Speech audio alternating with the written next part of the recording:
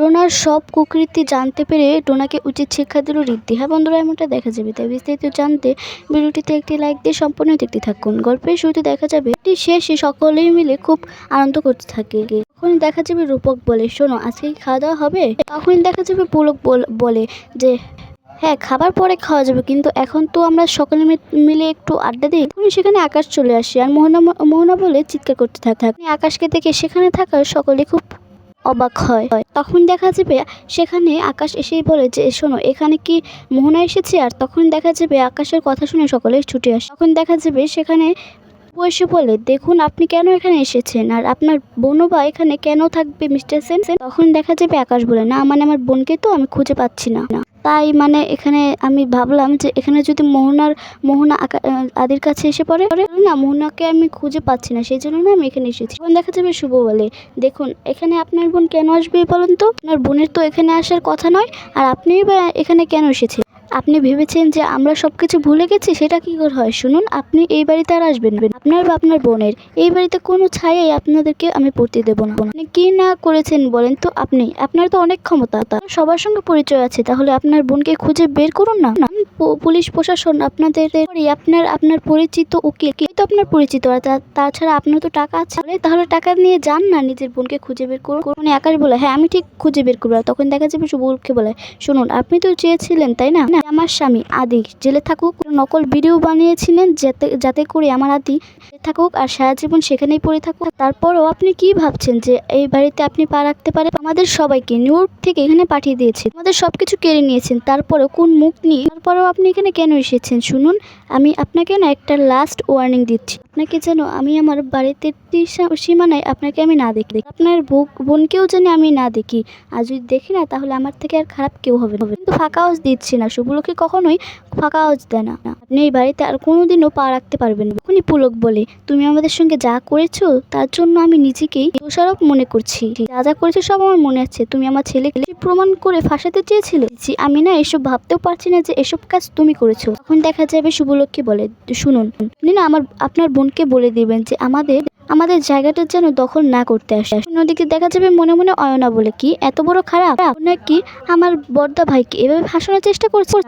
এবারে তো ওকে কিছুতেই ছাড়া যাবে না, লোকটা এত বড় খারাপ যে আমাদের দাদা ভাইকে এভাবে ফাঁসিয়েছিল, দাদা ভাইকে খুনের জালে ফাঁসানোর চেষ্টা করেছিল, ছেলে রাখার চেষ্টা করেছিল। আর এদিকে আমি এই লোকটার কি অবস্থা করি আমি। অন্যদিকে দেখা যাবে তখন আকাশের গাড়ির সামনে গিয়ে গাড়ির চাকাটা পাঞ্চার করে দেয় অয়না, আর বলে তখন যে এখানে সারা রাত যখন আটকা পড়ে থাকবে না, বুঝতে পারবে যে শিক্ষা কাকে বলে। অয়না গাড়ির পাঞ্চারটা টায়ার করতে থাকে। অন্যদিকে দেখা যাবে তখন শুভলক্ষ্মী বলে, শুনুন ফাঁকা হাউস না এই শুভলক্ষ্মী দেন, আপনাদেরকে না আমি অনেক সাহায্য করেছি, আপনাদের যদি পিছিয়ে লাগার চেষ্টা করতাম, যদি ক্ষতি করার চেষ্টা করতাম, তাহলে না আমি অনেক আগে আপনাদেরকে এই চিন্তা ভাবনা করতাম। আমাদের না কোনো কাউকে যে ক্ষতি করার এগুলো না আমাদের অভ্যাস নেই। শিক্ষা তো ওপরওয়ালা দেবে, সে আপনাদের জন্য সবকিছু করে রেখেছে। আপনাদের অবস্থান কোথায় হবে জানেন?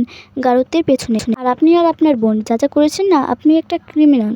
উনি শ্রাবন্তীকে বলে, থাক না এবার শুভ, বারে বারে একজন লোক এসে এভাবে অপমান করিস না, থাক এসব কথা বলার দরকার নেই। তখনই দেখা যাবে পিসি ঠাম্মি বলে, শোনো আমার নাতনি না একদম নেহা ভালো মানুষ, ও যদি খারাপ হতো না, আমাদের পিছনে যদি লাগতো তাহলে না তোমাদের খারাপ অবস্থা হয়ে যেত। বুঝতে পেরেছো? চলে যাও, এখনো সময় আছে, এই বাড়ি থেকে চলে যাও। নাতবো ভালো মনের মানুষ বলে এখনো এই বাড়ি থেকে তাড়িয়ে দিচ্ছেন। তখন দেখা যাবে আকাশ বলে, আমার বোনকে পাইনি বলে আমি এখানে এসেছিলাম। তখনই দেখা যাবে শুভলক্ষ্মী মোহনার দেওয়া ফুলের ছুরাটা আকাশের সামনে ছুড়ে দেয়। তখনই শুভলক্ষ্মী বলে, শুনুন আপনার বোনকে না ভালোভাবে বলে দিন যে আমার আদির জন্য কোনো রকম কোনো কিছু ফুল বা কিছু দেওয়ার দরকার নেই, যদি দেওয়ার চেষ্টা করে তাহলে কিন্তু আমার থেকে আর খারাপ কেউ হবে না। বুঝতে পেরেছেন? আর তখনই আকাশ বলে, আপনারা আমাকে অপমান করতে পারেন, হ্যাঁ শুভলক্ষ্মী আপনি আমাকে অপমান করতেই পারেন, আর এটাও সত্যি যে আমার বোনকে আমি খুঁজে পাচ্ছি না। আর আজিত, তুমি যদি আমার বোনের কোনো খোঁজ পাও তাহলে আমাকে জানাবে। আর তখন দেখা যাবে শুভলক্ষ্মী বলে, আপনার বোনের খোঁজ পাওয়া তো কোনো প্রশ্নই ওঠে না। আর আমার স্বামী কেন জানাবে বলেন তো, কেন জানাবে?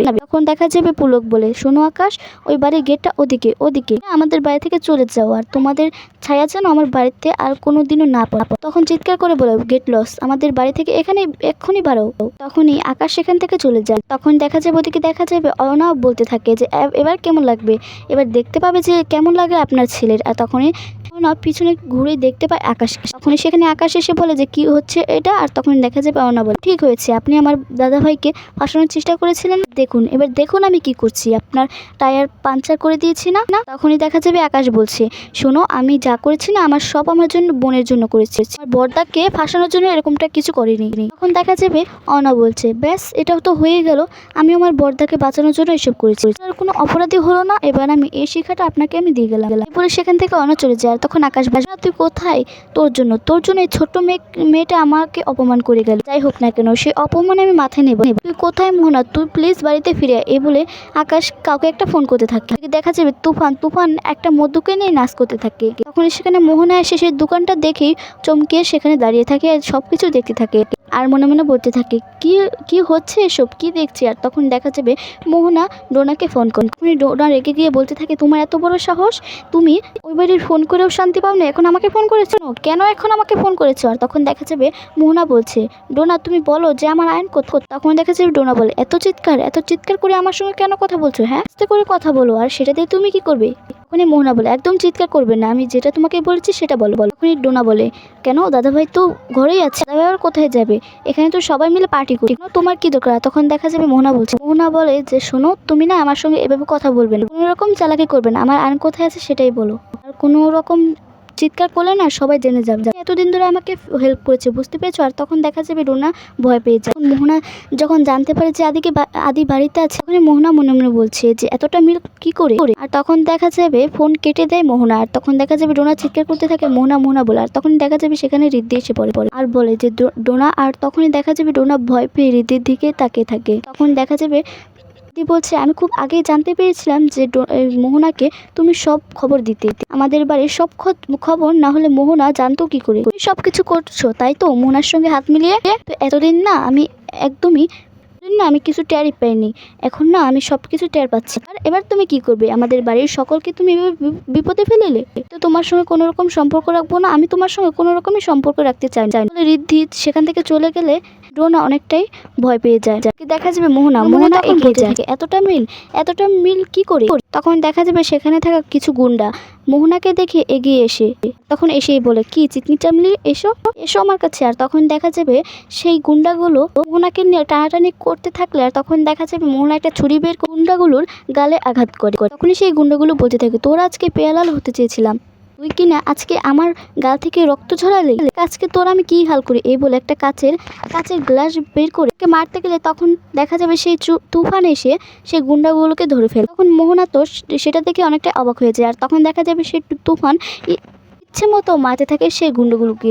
দেখা যাবে মোহনা সেটা দেখে আর তখন বলে যে আয়ান তুমি। আর তখন দেখা যাবে সেই তুফান বলছে না আমি আয়ান নয়, আমি তুফান, নাম তো শোনাই হোগা, যেখানে চাই সেখানেই না তুফান শুরু হয়ে যায়। যে আমাকে একবার দেখে তার মনের ভিতরে শুধু তুফান চলতেই থাকে, বুঝতে পেরেছো। আর তখন দেখা যাবে মোহনা এক দৃষ্টিতে তাকিয়ে থাকে তুফানের দিকে। তখনই দেখা যাবে মোহনা মনে মনে বলতে থাকে হবু একরকম চেহারা। তখন দেখা যাবে গুন্ডারা ওদেরকে মারার চেষ্টা করতে যায়। আর তখন দেখা যাবে সেই গুন্ডাগুলোকে ইচ্ছে মতো মোহনা আর সেই তুফান ইচ্ছে মতো মারতে থাকে। তখন সেই দুজন গুন্ডাগুলোকে ইচ্ছে মতো মেরে সেখান থেকে ভাগিয়ে দেয়। দেখা যাবে মোহনা এই তুফানের এতগুলো মারপিট দেখে তো ইন্টারেস্ট হয়ে যায়। তখন সেই গুন্ডাগুলো সেখান থেকে চলে গেলে তখন সেই তুফান মোহনাকে বলে বাবা এই প্রথম এই তুফানকে নিয়েও তুফানের মনে কেউ জাগিয়ে দিল, আমার অনেক ভালো লেগেছে তোকে না, আমার খুব ভালো লেগেছে, আমার সাথে তো পরিচয় হতে হবে, তা তোমার নাম কি। তখন দেখা যাবে সেই তুফান নিজের হাতটা এগিয়ে দেয় আর বলে আমার নাম তুফান। তখন তো মোহনা ভাবতেই পারে না যে সে কি করবে। তখন তুফান হাতটা এগিয়ে দিলে তখন মোহনা তার হাতটা এগিয়ে দেয়।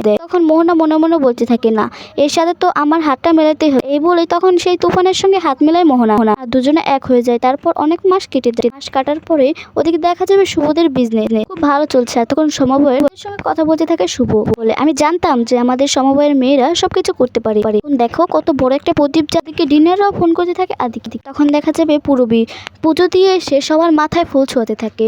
তখনই দেখা যাবে সেখানে পুলক এসে পড়ে আর এসে বলে যে বাহ এদের এভাবে বিজনেস করতে দেখে আমার খুব ভালো লাগছে, একসময় তো আমিও করতাম। আর তখন দেখা যাবে শ্রাবন্তিনী বলে কি বলছো তুমি, একসময় করতে মানে? তখন দেখা যাবে আদিপ বলে, থাক না মা বাবা, এখন আর কি করবো, আমরা সবাই আছি তো, আমরা সবাই মিলে সব কিছু সামলে নেব। তখন দেখা যাবে শ্যামন্তনী বলে, হ্যাঁ তোর বাবার তো সব কিছু ফাঁকিবাজি কথা তো আমি। আর তখন দেখা যাবে পুলক বলে, ফাঁকিবাজি কথা এসব কে বলেছে, এখন তো ছেলে মেয়েরাই সব কিছু সামলাতে পারে।